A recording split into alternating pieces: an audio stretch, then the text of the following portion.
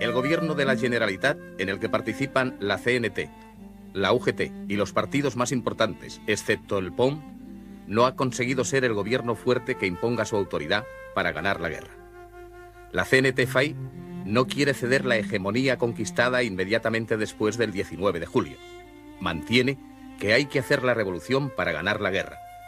El PSUC y la UGT, cada día más fuertes, insisten en que hay que ganar primero la guerra para consolidar la revolución. Son partidarios de la alianza del proletariado con las clases medias. Exigen la formación de un ejército popular. El POUM, Partido Comunista Antiestalinista, pequeño pero muy activo, sostiene una estrategia ultrarrevolucionaria. Exige la formación de un gobierno de obreros y campesinos y lleva a cabo una durísima campaña contra la Unión Soviética. La Esquerra Republicana no ha conseguido reconquistar la hegemonía política perdida después del 19 de julio.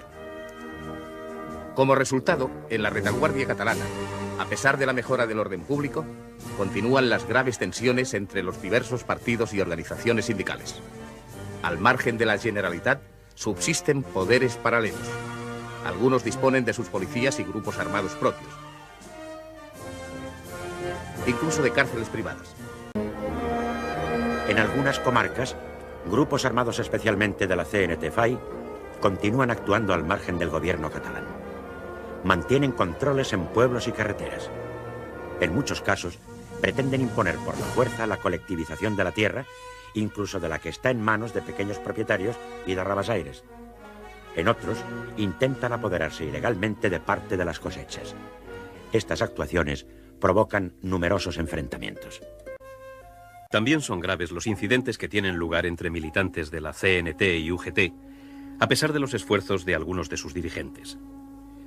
El 17 de febrero, en Barcelona, cae muerto un obrero de la CNT. El 26 es en Manresa donde se produce un tiroteo en el que muere otro obrero. En este clima, el 16 de abril, después de una larga crisis, se reorganiza el gobierno catalán. El consejero de Seguridad Interior, Artemia Aiguadé, se propone reorganizar los cuerpos de orden público, hacer desaparecer las patrullas de control y desarmar la retaguardia. Solo dispondrán de armas las fuerzas de orden público de la Generalitat y el ejército. La FAI y el POUM responden con la consigna de no dejarse desarmar. El 29 de abril, las fuerzas de orden público son acuarteladas y la Generalitat publica una nota que denuncia la existencia de grupos que en algunos puntos de Cataluña tratan de imponerse por la coacción y comprometen la revolución y la guerra. En las calles patrullan las fuerzas de orden público que cachean a los ciudadanos y los desarman. El órgano de la CNT, Solidaridad Obrera, protesta. La garantía de la revolución es el proletariado en armas. Trabajadores, que nadie se deje desarmar por ningún concepto. Esta es nuestra consigna. El comisario general de Orden Público de la Generalitat, Rodríguez Salas, con fuerzas a su mando, se presenta en el edificio de la Telefónica, en la Plaza de Cataluña, para incautarse del mismo e imponer un delegado del gobierno que reduzca el comité sindical a sus funciones. Se acusa a este comité, dominado por la CNT-FAI, de controlar y de censurar las comunicaciones telefónicas oficiales, incluso del presidente de la República. Las fuerzas de orden público son recibidas a tiros. Consiguen, sin embargo, ocupar la planta baja y los primeros pisos, mientras los milicianos se mantienen en los otros.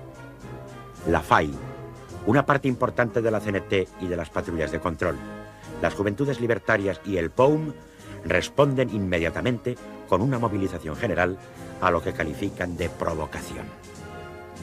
Grupos armados invaden la vía pública. Algunos intentan acercarse al Palau de la Generalitat para asaltarlo. Son rechazados. Se levantan barricadas. Los transportes públicos dominados por la CNT dejan de funcionar. Ante la gravedad de la situación, se reúne el gobierno catalán. El presidente Companys declara que si los grupos armados no se retiran de la vía pública, se utilizarán los medios necesarios para lograrlo. No es atendido. Al contrario, las barricadas se incrementan. Los combates se generalizan. Las fuerzas de orden público se mantienen fieles al gobierno de la Generalitat. Luchan a su lado militantes de Esquerra Republicana, del PSUC, de las Juventudes Socialistas Unificadas, de la UGT, de Acció Catalana y del Estat Català. El martes día 4, la lucha se extiende a toda la ciudad. Aumenta el número de barricadas. El diario La Batalla, órgano del POUM, escribe: las barricadas de la libertad han vuelto a surgir en todos los rincones de la ciudad.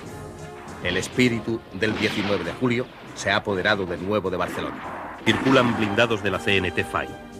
Pretenden llegar a la Plaza de Cataluña para poner cerco al local central del PSUC, sito en el Hotel Colón. La situación de Barcelona causa grave preocupación en el gobierno de la República. Las emisoras barcelonesas anuncian que el gobierno central ha decidido intervenir en Barcelona y que se ha incautado del orden público. Por la noche, se anuncia que las patrullas de control se han puesto a las órdenes de la Generalitat y del gobierno de la República. La CNT se dirige por radio a sus afiliados anunciando que las dos centrales sindicales han llegado a un acuerdo y ordena que todo el mundo se reintegre al trabajo. El viernes día 7, la normalidad es casi general. Los transportes públicos vuelven a funcionar. Los comercios e industrias abren sus puertas. Las barricadas son abandonadas. La población vuelve a transitar por la Rambla. La insurrección ha terminado. Las víctimas de los hechos en Barcelona se acercan a los 300 muertos y a varios centenares de heridos. A tales cifras hay que sumar unos 30 muertos y unas docenas de heridos en otras localidades como Tarragona, Tortosa, Cadaqués y Port de la Selva. Estos hechos tienen una gran incidencia. Los anarcosindicalistas pierden su hegemonía en Cataluña y no participarán ya en el gobierno de la Generalitat, que se formará el mes siguiente y que se mantendrá hasta el final de la guerra.